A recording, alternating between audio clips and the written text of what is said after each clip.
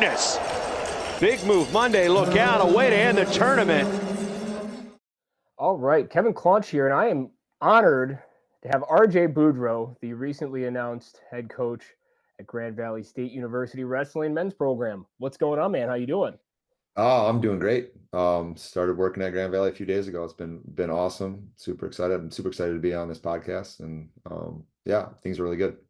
I'm excited to have you. As I said beforehand, we many years ago had met a couple lives behind, right? But no, excited to get going, man. It's funny how the world works, and here we are talking. So, speaking of talking, the first thing I wanted to get to, right? I mean, obviously, you had a pretty good thing going with Lowell. We'll get to some more specifics in there for a minute. So, just talk about the decision to make the change and kind of how it all came up.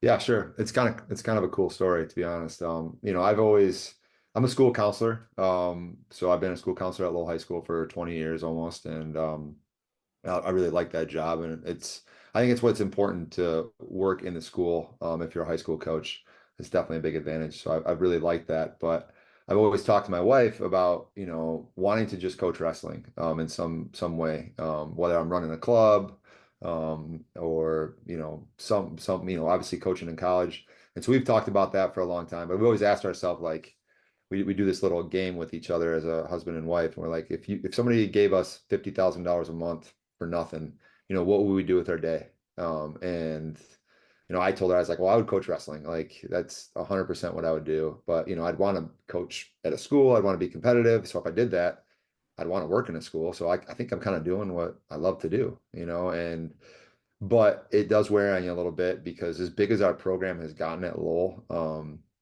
the amount of time I was putting into coaching wrestling was almost equivalent to, the 9 to 5 that I had as a school counselor, or maybe even more. But obviously it's just, it's tough, and it wears on you. And our club was getting so big. So my wife, she was talking to me a little bit over this last season, because the last season that we had was just so amazing. We had some really good wrestlers, a really good time. They were so good, like just good to be around. And the culture in our program was just getting so good that when it was over, I just had this like this calling of like, man, there's something I think is going to change here, because I had never felt worn out. I thought, man, I can do this forever. This is awesome, because you win a state championship and we have good kids. It's fun. But it was just different this year, and I don't know what it was. My wife's like, I think you should just consider coaching in college. And she said that in March. We were on a walk. It was 80 degrees in March, one of those 80-degree days. There's always one of them. And she just said, I think you should think about coaching in college. And I'm like, what? I'm like, we just put a whole bunch of money in our house. We remodeled the whole thing. I have 4 daughters that are in the system, school system. She brings this up, and I'm like, we're not going to move. Like, we're going to coach in college. We're going to have to move. And she's like, no, well, I just think let's just be patient. But if Grand Valley ever had a job opening, I think you should look at that. And I was like, well, Coach Simcoe, I know, because his kids wrestled for me, and like they just hired him 2 years ago. So not going to be anytime soon that's going to happen, And so, but we were talking about it, what it would be like to coach in college, and it's just cool to hear my wife say that, because, as a wife, like behind every successful coach, there is a lady behind that man that is working her tail off. My wife is one of those people. She loves what I do. And for her to say, hey, let's make a change, I was like, it made me feel good about myself. And so anyways, 6 weeks later, there's an opening at Grand Valley, and I'm like, what the heck? This is crazy. And so I had that 6 weeks to really like talk with my wife about what coaching in college would look like. And so when it opened up, I was actually prepared. And so, I threw my name in the ring, and what a crazy interview process at Grand Valley. Is really cool to go through that. They do their homework really well, and they have a really good athletic department. So yeah, and I obviously, it was really tough to leave Lowell and to think about that. And I'm actually running youth camp right now in Lowell, kind of finishing my duties. And it's super sad. Like, I'm like, man, this is the last time I'm going to do this. But also super exciting to think that all I get to do is coach wrestling. Like, that's what I get to do every single day. So I'm really excited about that, and, sad and at the same time, but it's good. I'm going to stay in Lowell. I'm not leaving. My kids are still going to be here. So I get to be a part of a great community, and it's all good. No, for sure. And it's as a married man myself, it's great to have that buy-in on the front end, you know. Like you said, the conversation was prepped and ready, so that's fantastic. And you already brought up the athletic department. You know, it's one of the things about Grand Valley and living here in West Michigan for the last 13, no, 15 years. Um, I mean, they've always had a successful football program. I know they really invest in their athletics. You've seen what they've done, bringing a women's program back, obviously bringing the men's program up to Division II again. Like they're bought in completely, right? So talk a little bit about, you know, just the maybe, you know, maybe not inside baseball stuff, right? But like just the general conversations with the department leaders and, you know, what you understand they're going to hold you accountable to, and you know, vice versa. Well, I mean, it's just so like they are so student driven, student athlete driven, and just student in general driven as a university. I really don't think that like a wrestler that is going into kinesiology has to leave our building at all. You know, the wrestling room, my office is right in the wrestling room facility. I can see the wrestling room from my window of my office. The weight room is amazing. It's right next to our weight room, our wrestling room, and then athletic training facility right there. Academics right there. So much right in that little hub where it's like the kids won't have to leave there. But all of those different, you know, support systems are there for the kids and there for me. So, you know, thinking about all the marketing that I did within the Lowell wrestling program, they have a whole division sitting right in that office there to help me. The athletic director herself, she's phenomenal and a really hard worker and, you know, just so available. I know kids can walk into her office, you know, her being the head of that athletic department was such a big athletic department and for her to be so accessible, is really impressive. And it's that same way for like all those different and all the coaches, you know, I don't can't tell you how many people have popped into my office as I've worked these last 3 days just to say hi. Hey, if you need anything, just let me know. You know, it's a community that wants to win, not just their program, they want to see everybody else win. So it's just a culture that it's hard to explain, but it did have a lot to do with why I was willing to leave the culture that I had at Lowell, because Lowell is very similar. We're very well supported within our administration in our community, and it definitely feels that way. You know, being a Laker now, and just beautiful. It's a nice drive into work every day, and I think the expectations are going to be high, and I want those to be high. I wanted them to hire me because they wanted me to win, but to win the right way, to do it on, you know, being classy, being high class, and high character and values driven and things like that. And the winning is going to take care of itself. And it just seems like that's going to be a really easy place to do that. Oh, 100%. You know, and I think what's really unique and cool about it, there's a lot. I mean, there was the club program there for many, many, many years, right? After it was Division II and it went down to club, and it was an incredibly successful club, right? So I'm going to name a bunch of people real quick. You've got Dave Mills, who was the coach there for many years. Kurt Phelps went to high school with me. He was an All-American there. You've got Robin John Akins, Travis Eisen, Joe Mendez, Chris Eggleston. Anybody I missed that I'm friends with, I apologize, right? But ultimately, I wanted to throw those guys out there because I know those guys are local, right? They're local alumni of the wrestling program at Grand Valley in one form or fashion. So you've got a lot of support initially, even though it's essentially, you know, quote unquote new. So talk about what that means and you know, how great it is to have that local support. Yeah, I mean, me being a West Michigan guy for the last 20 years and then having the network I have, I think as a high school coach has been really helpful. But the amount of guys that have reached out to me to say, hey, what can I do? You know, you just get a hold of me, let me know, you know, what fundraiser, you know, you just tell me what to do and I'll do it. And a lot of good wrestlers. And there's a lot of guys that were on the actual Division II team that have reached out to me, that are super excited about this, not just the club team, but Mm-hmm. they're right here. And so I know that those guys are just waiting for their name to be called so that they can kind of help. And you know, I don't know what help I need right now, just because I got to get started and get in there, and I'm excited to do that. But the amount of support, it's when I did the press conference, I thought like, all right, there'll be a few people there. That place was standing room only. It was a zoo. And then I'd gotten out of there. I think it was at noon. I got announced, and it was 1 o'clock when I got in my car, and I had like 184 text messages. I'm not kidding, on my phone. It was just people congratulating me, but then a lot of alumni just saying, "Hey, we're ready to help you and have your back." And so I just feel like it's going to be, I'd say it's not going to be easy to win, but it's going to be enjoyable to try to win. And I'm going to have a ton of support, which is needed. And that's a big reason why I almost didn't leave Lowell, because man, the support that I have here is incredible. The coaching staff that I've, have to work with, people always make fun of us because they say we have more coaches than wrestlers, but I think that's why have had so much success, is because we have so many people willing to sacrifice, because most of those guys are doing it for free. They're just because they like to be around each other. And I'm hoping that it's very evident to me that is going to be something that's viable and able to build at Grand Valley. This question might not be as fair because you said what, 3 days you've been in the job officially, but Yeah.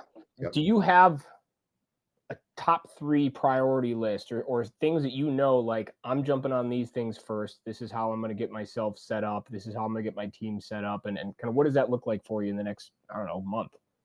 Yeah, I think really it's just going to be leading by example. I'm a guy that likes to like pick up the broom and just start sweeping the wrestling room and getting it clean, looking like it's in top-notch form. And I was already in the weight room early in the morning on day one with those guys, showing them that, hey, I'm going to lift with you guys. I'm not going to ask you to do something I can't do.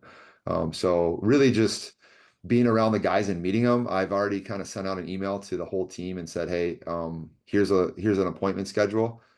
Set up a one-on-one with me. I want to have a conversation with each and every one of you guys, and I want to know what your goals are, and I want to know who you are, what your family's like, and just those kinds of things. Just getting to know each and every one of those guys, and the ins and outs of their lives and their struggles, and their goals.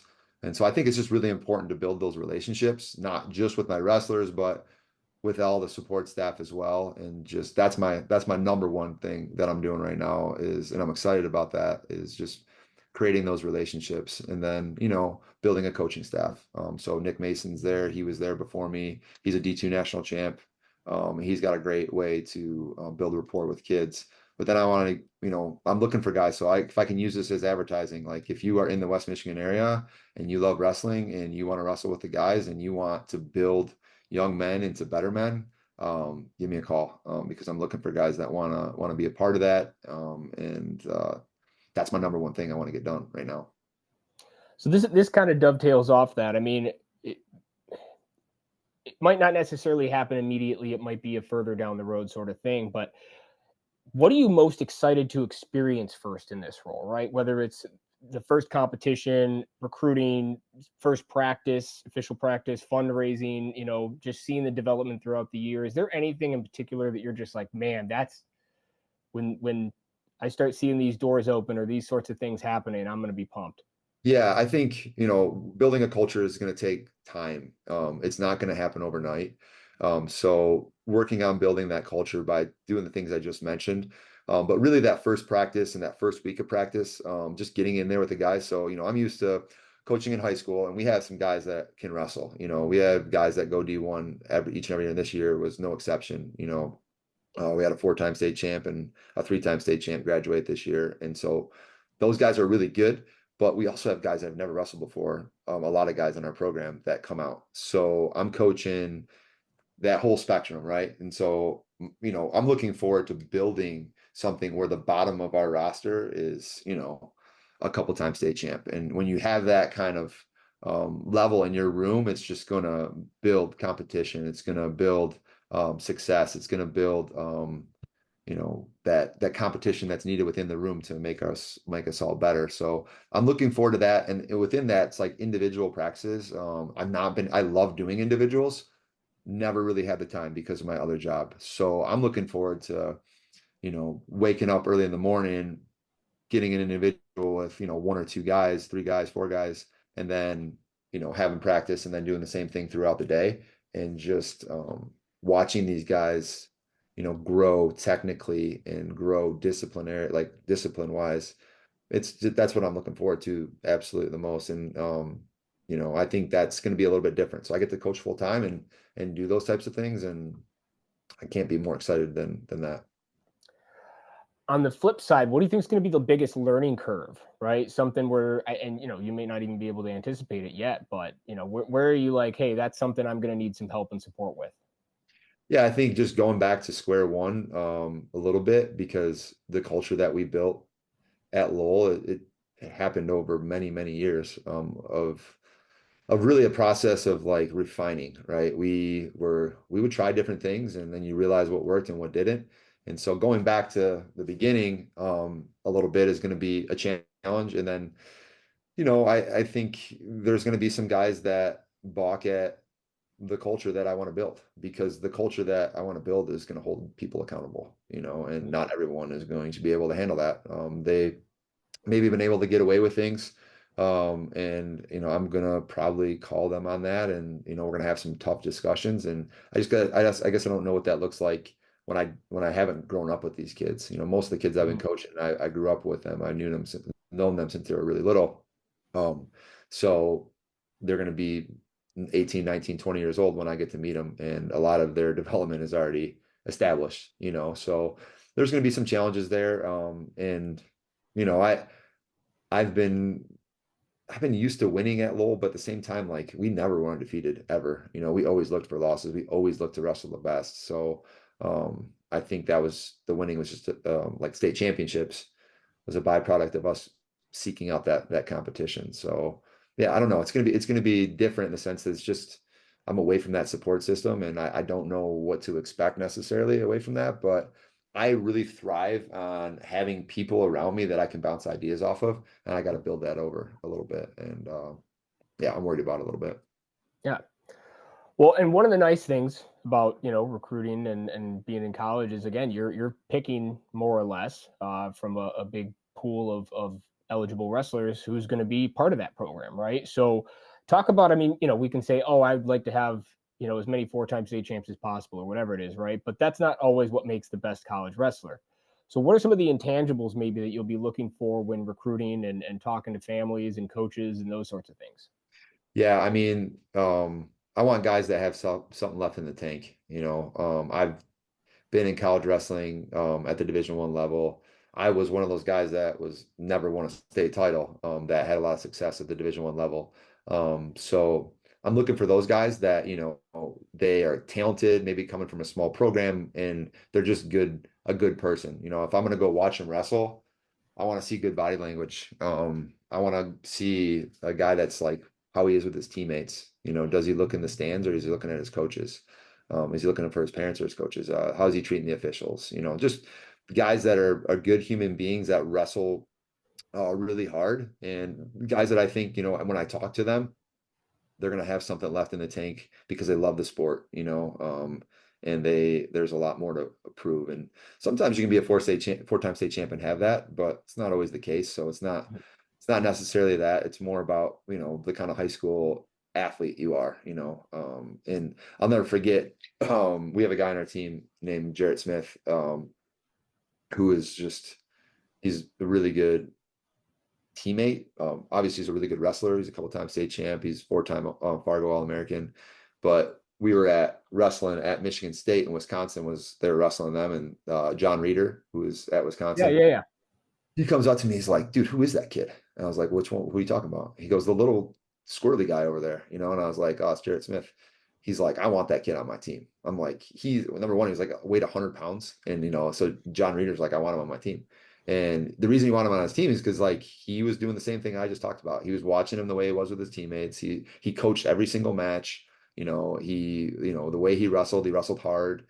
Was nice to the official. It just a good kid, and that's what I want to see. I want those guys on my team, and obviously the better grade you have, I think usually better character. It's not always the case, but looking for that, and guys that want to be good teammates, want to serve, not just themselves. They want to serve something bigger than themselves, and I'm looking for that. And I only way I can find that is by having conversations with them, and having more face-to-face, one-on-one interactions to truly see who these guys are. It's funny because I'm old enough to remember when John Reeder was a 103 pounder. So, Yeah. back in the day, most people might not believe that. So let's go to Lowell for a bit, right? So you were there as the head coach for 11 years. You won 11 state titles in that time frame there. You and I were talking beforehand, and I think it's 12 straight, and they were in the finals a couple years before that too. Had won in 09, I think you said too. 26 individual state titles in that time frame as well. So, I'm sure this list is long because I just named a lot of accolades, right? But, do you have any particular moments or anything that you really enjoy or will always look back and be like, that was awesome. That was so much fun. That was the best. There's a few. One was 2014, when I wasn't the head coach, but we won that first of the 12. We won it in the tiebreaker. So we beat St. John's 35-34, but it was actually 34-34. And we didn't know if we won the state championship. So the refs came out there and then they pointed to us and said we won. And I think it was the 9th criteria that we won on. And St. John's had beat us the last couple of years, and they were going for their 5th in a row. And I remember when they were walking by our bench, they kept on holding up 5s like they were going to win their 5th. And when we took that from them, that was a really satisfying moment. So I remember that. Actually, COVID was probably one of the best times of my life. We wrestled in a barn a lot. We got better at wrestling a lot. And so we went to Montana because plane tickets were dirt cheap and they had a wrestling camp out there. I took like 15 guys out there and we had the time of our life.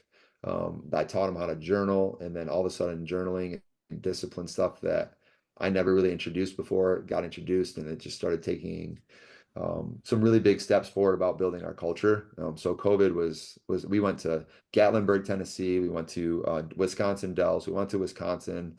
It was so cool to just be with guys and build relationships. And it really taught me, like, I was always pretty good at building relationships, but man, did I really build some relationships when I was with kids a lot more. And it just taught me a lot about being a coach and what kids are like and the problems that they have. So that was awesome. And then there's one moment that comes to mind. It was the year after COVID. So this kid named Keegan Nugent. Keegan Nugent was JV as a freshman, JV as a sophomore, and I'm talking JVs like maybe 500 at at those seasons. And then his junior year, he didn't wrestle one varsity A match. He wrestled varsity B all year long. And so usually when we get to that point in the season of individual districts, we have a really tough decision to make. So like this year, we had 21 guys ranked in the top, whatever, ranked in the state, and you can only send 14. So it's like we have to decide what 14 that is. And so Keegan had a lot of ranked wins because our B team wrestles a full varsity lineup. And he goes out but it's just the B team lineup. He wasn't good enough to be on the A team lineup at that time at the beginning of the year. But at the end of the year, he's like, we're going to put this guy in. So he ends up winning districts and beating our starter. He ends up taking second at regionals. And then he's at the state finals, and it's 215, and it started at heavyweight.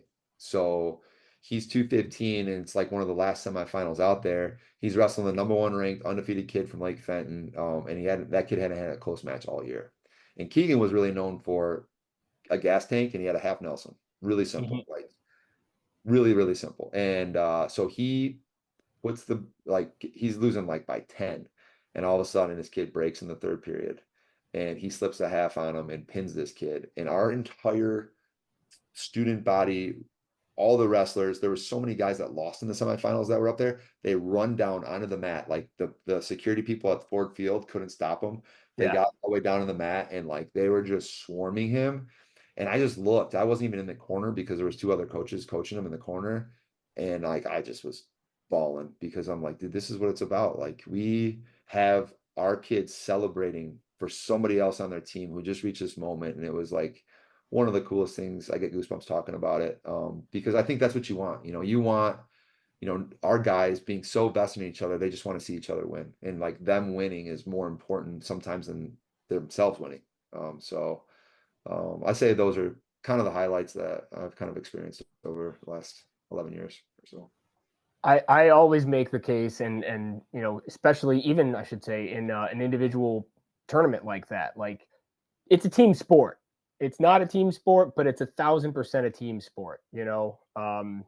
The other thing I wanted to mention is Gatlinburg, Tennessee. I love going to Gatlinburg. If you ever want to go in one store and it's like t-shirts and like trinkets, and like the next store over is like nunchucks and samurai swords, Yeah. like it's the wildest place, man. Really. So wanted to let's go actually here. So let's talk about your time wrestling in college, right? Because you start off at Michigan, you end up transferring to Michigan State, end up becoming an All-American there. Um, I wasn't an All-American. you weren't. I No. I was a two-time NCAA qualifier, and I was the sixth seed at the NCAA tournament. I should have been, Okay, but I wasn't. fair enough. My mistake. But Oh, you what's really unique is, I mean, you had the experiences from both programs, right? You had to yeah. see how one program was run. You got to see how another program was run. So talk a little bit about what you're going to take from both of those experiences and kind of try to implement into what you're doing. Yeah, I mean, my experience at both schools was great. It just was unfortunate circumstance where I was a walk-on and, all scholarship was gone at Michigan. So Michigan was at a super high level when I was there. Like they were the preseason number 2 ranked team in the country. So I had Andy Rovat at 184, I was his workout partner. Otto Olson, who was 4-time All-American, ranked number 1 in the country. Ryan Bertine, who ended up being my roommate, who was a 2-time NCAA champ. And Ryan Trella was like one of my best friends there. These guys are all like elite, right? And I'm just hanging out with them. So I went from being this walk-on good athlete to a guy that probably deserved a chance. And so I was winning the wrestle-offs against the guys that they were bringing in, but it just wasn't working out. So I transferred to Michigan State, and I just know like the feeling I had when I went to Michigan State, which I hated Michigan State, like literally hated them, because I was a Michigan fan big time. Like I grew up a Michigan fan. I thought like when I became a Wolverine, I was like, I had made it, man. Like this is it. And when I went to Michigan State, it was so interesting because I was instantly like a leader on the team. Um, maybe it's just my personality, but like I was instantly like just made a bond and a connection with a lot of the guys on the team, and it had a lot to do with me being a guy like being a full scholarship athlete added this feeling of confidence because I had earned that, I felt like, and I just was a better wrestler like right away. I was one of the top guys in the country because I felt like I had that confidence. And so for me, it was like, wow, this is what confidence can do for an athlete. And so I really try to instill that into my guys is like, we try to wrestle the best competitions so that we can make sure that we're the best. And that can really be tough. Like some of the guys that are middle of the road in our program at Lowell, it's like they have a losing record. And then another program, they probably would be, 40-2. But they Yeah. just take a lot of beatings, right? So just talking through that with those guys and just letting them know like this is not like these wins and losses don't mean anything. Like really it's how we do at the end of the year. And we have a lot of guys when we go in the district tournament that are 500 and they end up being all state. And you said it's a team, right? As Mhm. the individual. Because we have our team there, man, it's a huge advantage. And like you would think that coming because we wrestle team state, right? At before individual state. And so coming off of that really emotional experience at team state and then having to wrestle individuals that's a tough thing to do. And, really got to Mhm. manage that. And so I just think going from Michigan to Michigan State, being able to wrestle and then have the network at those places, because I feel like I still have good relationships with each of those is a big advantage for me going to Grand Valley because I have those experiences. I can lean on those coaches um, a little bit. And then, just being able to wrestle at a high level at both of those programs and see really what, this program does versus this program. And then to really be honest, like I have wrestlers that are at Cornell, I've had wrestlers that are at Penn State in the last couple of years. And so those guys all come back and I just pick their brains and I get to Yeah. see what they're doing at those schools. And it's a huge advantage to know like how those guys are running practices and what the technique is that they're working on, even like the food that they eat, and the nutrition stuff that they do is impeccable. The conditioning stuff, and they're so different. You have Cornell, who's an amazing school, and their conditioning and wrestling philosophy is way different than Penn State, and so doing that at Michigan and Michigan State, and just being able to talk with some of the Michigan guys about the stuff that they're doing is like I just was at U20s I got to talk with the whole University of Michigan staff, and it's really cool to see what those guys are doing. They're just good human beings. And the same thing, I was just at Fargo and hung out with the Michigan State crew and great human beings. And being able to pick their brains is a huge advantage. Oh, 100%. So one of my memories that I had that I wanted to get to, and I brought this up with Mich Hancock when I interviewed him a couple years ago for Blood Round. But I remember going to the MSU Open. It must have been 05, I would think, maybe 04 or something. I should have looked this up. That would have been a professional thing to do. But I remember you guys were wrestling in the finals, and the way I remember it, and obviously memories are sometimes a little bit different than the reality, but I remember it being more of like a fist fight than a wrestling match. It was just kept getting broken up, and you're going out of bounds, and guys are shoving each other, and it was an awesome battle. And now you fast forward all these years later, and you guys have been, I mean, you're friends. You were doing the wrestling vault. You were doing, and obviously, you said you seek out competition. You guys in Catholic Central have been the top two programs in the state pretty much consistently for, several years now, and battling each other every year, every couple years, pretty Every much year. every year. I've never not wrestled DCC or Dundee. Yeah, yeah. So talk a little bit about that relationship and just kind of, well, let's start with the match. We'll start there.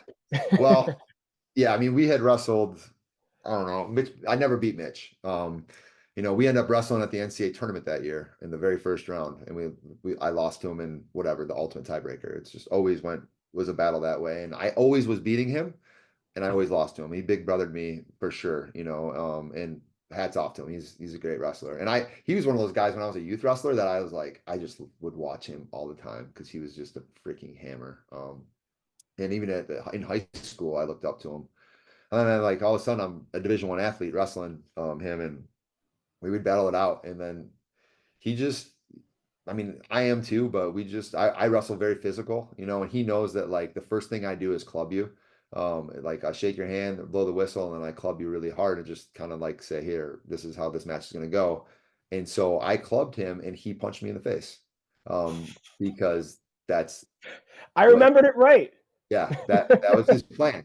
And so then, the ref is like, well, what just happened? And so that's just the way the rest of the match went. And he ends up beating me in that final, like took me down in the very last second. I was up one.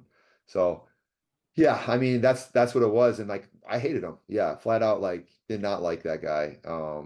And it's not like, I don't think it was ever like unclassy or anything like that. Like that was just wrestling, and that's the way we wrestled. I don't think I ever not had stitches when I wrestled in college. It was just, that's the way it was. And I didn't, when I say hate him, I didn't like despise the man, Yeah, but you wrestling hated him. Yeah. yes. And so we wrestled first round of the NCAA tournament. He beats me, I win, I lose, like, and that was just rough for me, like, to not reach my goal that year. And I see him in the back after the tournament was over, and he had his Central Michigan warm-ups on, and we're walking past each other, and I stopped and I said, hey, congratulations, man. I gave him a little like handshake and a hug, and he just couldn't believe I did that, I think, and he just was like, holy smokes. And then that was the moment we became friends. Like I went and hung out at Central that year after he graduated, and we hung out and we were buddies. And then when we both started coaching like the first year out of college. He was 1 year ahead of me, I think. He's been coaching one more year. And like my first ever high school coaching experience, right? Very first ever is the DCC assembly duel. Okay. And like I go to this thing and I am not prepared for this at all. I'm such a better coach than I was when I first started, because there was kids yelling in my face. I'm telling them to shut up. Like I was being such an idiot. And Mitch loved it. He was looking over at me, laughing at me, because he totally had me, because that place was insane. The assembly duel. And when I wasn't prepared, but we ended up winning. We ended up pinning the last four guys. We had to pin the last four, and we pinned the last four, and we won. So that was one of my only assembly duel. I think that's the only time we won the assembly duel at DCC. That's how I started wrestling in high school. And then from then on, it was like, all right, we're gonna be friendly rivalries, and it's always the way it was. And then it's like, that is really, I think the best coaches give away the playbook. And, I've always done that. Mitch has always done that. We are not afraid to share everything with each other, and we make each other better. Same thing with Dundee. Those guys are really great, and they're always willing to scrap, and we're good friends because, I ask them all the time, what are you doing here? What's this like? I watch their warm-ups, as much as I possibly Mhm. can, because the more you're around that, the more you see what those guys are doing, and just being humble enough to understand that you can learn a lot from those guys. Yeah, and I should have mentioned Dundee. That program, I mean, back when I was in high school, we used to wrestle them the first duel every year, and we'd basically be lucky if we got 2 of the 14 matches. They were absolute monsters. Um, so yeah, let's go back to GVSU. We'll end where we started, right? So is there anything in particular you want to, I mean, just talk about, what you want to see in your first year, or what goals maybe you have set for your first couple years, or is that even too far in advance, right? Or are you going to kind of let it soak in and set some goals from there? Yeah, I think our goal is, I mean, it's to win, but the winning is going to be a byproduct of just being good people. And so I gotta get my guys in there that I can, but I know that the guys that are here are great, man. We have a really good team, and I have some guys on the team that I've known really, really well. So I'm really excited. I can't say like I think we can win a national title. I really do. I believe that. Will that happen? I don't know, but it would take a ton of hard work, and I really want to get in there and start practicing and see what that's going to be like. So I don't know. I have really high expectations for everything that we're gonna do, and I don't know. I can't tell you that I don't even know what the schedule is barely. It's so the process of onboarding right now at Grand Valley is a lot. Hmm. And there's just a lot to learn. So I'm going to be a good student and learn as much as I possibly can. And we're going to have really good practices. We're going to be efficient. We're going to focus on recovery. We're going to do some leadership stuff. Like, I just can't wait to see these guys, blossom and come together as a team. And I really think that the Grand Valley State University is such a big opportunity for the state of Michigan in wrestling. Having a 100%. Division II program that is powerful and strong and well known, especially with the roster limits in Division I, it is going to be a great opportunity because, I mean, winning a Division II national championship as an individual, I don't know that it feels any different than winning Division I. I know the crowd's a little bit bigger, but I've been to the D2s, I've been to the D3s. It's amazing. It is really good wrestling. And so I just think it's what our state needs. We need to keep these guys in state that are going out of state, and not feeling like that. And the facilities are top notch. The education at Grand Valley it's incredible. It's an incredible being in Grand Rapids. Grand Rapids is, one of the best cities, growing cities in the United States. Yeah. So we have a lot here and a lot there in Grand Rapids to bring in the best. And I think we can win, a national title with 34 guys on the roster from the state of Michigan. I really believe that. And so that's what I'm looking forward to, is just giving Michigan an opportunity like that, and just something to be proud of. And it's a goal of mine to kind of help lead that. It's funny. I literally just wrote down facilities and academics, and because I mean, what people don't necessarily know about Grand Valley is there's a you're not going to not have access to a certain program. If you want to be a doctor, you can do that at Grand Valley. If you want to, kinesiology, you mentioned, there's no shortage of academic programs. The facilities are in fact top notch, and Lake Michigan is awesome. We're not far from that. You can go to PJ Hoffmaster. There's no shortage of places to go hang out on the lake. Yeah, I think it's directly in between. Like, if you take Allendale, it's directly in between Lake Michigan and Grand Rapids. So depending on which one you want to go to the beach, or you want to go downtown and do something active down there, there's a lot of opportunity. Awesome, man. RJ, I really appreciate your time here, and I'm excited to come watch some duels and check out the season. And we'll talk to you soon. Yeah, thanks for having me, man. This is awesome. Keep doing what you're doing. We really appreciate it. And it's just good for our sport. Good access for people to kind of find out what's going on. I'm just honored to be one of those guys. It's long overdue, my man. Thanks.